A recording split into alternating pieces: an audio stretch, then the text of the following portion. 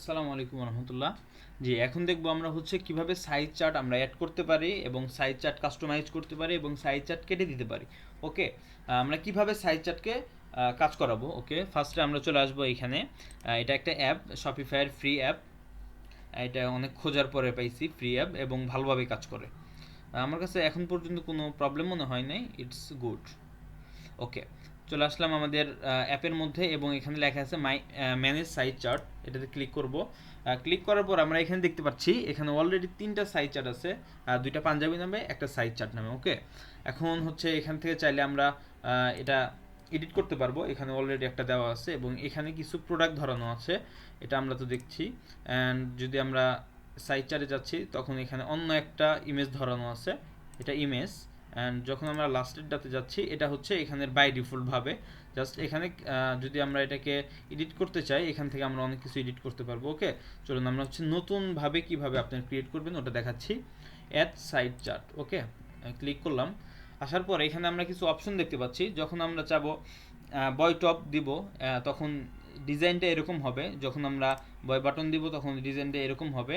এখানে কিছু ফিচার আছে, এই সমস্ত ফিচার চাইলে আপনি ইউজ করতে পারেন অ্যান্ড চাইলে আপনি ম্যানুয়ালে করতে পারেন। ওকে, এখানে কিছু লেখা আছে, যদি চাই আমরা লেখা রাখবো না, অবশ্যই লেখা রাখবো না কারণ এগুলো বাই ডিফল্ট লেখা। আমরা অবশ্যই নিজেদের লেখা দিব এখানে। অ্যান্ড ইমেজটা এভাবে কেটে দিব। যদি আমরা এখানে চাই এখান থেকে এডিট করতে পারবো, কিছু যা চাবো তা এডিট করতে পারবো এবং এটাকে ছোট বড় করা যাবে। যদি আমরা চাই না লম্বালম্বি দেখাবো, চাইলে এভাবে দেখাবো, হরিজেন্টাল ভার্টিক্যাল সবভাবেই দেখানো যাবে। অ্যান্ড তাহলে আমরা এটাকে কেটে দিই, নতুন করে আমরা দেখাই, কন্ট্রোল এ, ব্যাক স্পেস। ওকে, এখানে যদি আমরা চাই যে এখান থেকে র কলাম কিভাবে কোনটা নিব এটাতে ক্লিক করলাম, বা এখান থেকে যদি আমরা এক্সট্রা নতুন নতুন জিনিস চাই, প্রাথমিকভাবে এভাবে সিলেক্ট করে নিতে হবে যে আমরা এখানে কত কিছু চাই।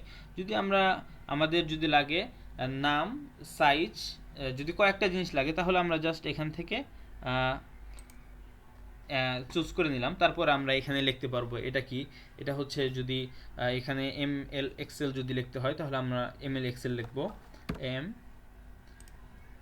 এল, সরি ছোট হাতের লেখা হয়ে যাচ্ছে, এক্সএল। ওকে, অ্যান্ড চাইলে আমরা এটার এখানে 40 42 44 দিতে পারি, 40 42 44। ওকে, অ্যান্ড আমরা যদি এখানে আরও কাস্টমাইজ করতে চাই এখানে আমরা আরও কাস্টমাইজ করতে পারবো।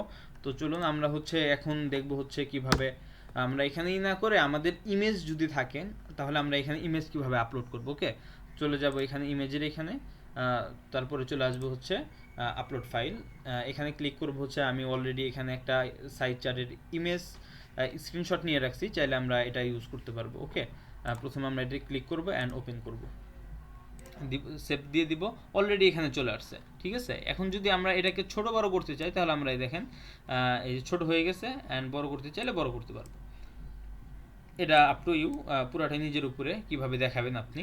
ওকে, অ্যান্ড এখান থেকে যদি আমরা চাই আমরা প্রোডাক্ট ফাইন্ড করে দিতে পারবো যে কোন কোন প্রোডাক্টে আমার এই সাইজ চার্ট দেখাবে। এখানে অলরেডি প্রত্যেকটা প্রোডাক্টে, প্রত্যেকটা না অধিকাংশ প্রোডাক্টেই সাইজ চার্ট দেখাচ্ছে, বাট আমরা যদি চলে আসি এখানে নিচে পাজামা, এখানে দেখাচ্ছে না, অ্যান্ড এটা তো আমাদের গিফট কার্ড, এটা দেখাবেই না। ওকে, আমরা অ্যাড দিলাম অ্যান্ড সেভ। ওকে, এখানে বলতেছে an error, this is an error with. Okay, এখানে আমরা নাম দিই নি, এই কারণে এখানে এরর দেখাচ্ছে। আমরা যদি এখানে নাম দিয়ে দিই, এটা হচ্ছে পাজামা নাম দিছি। ওকে,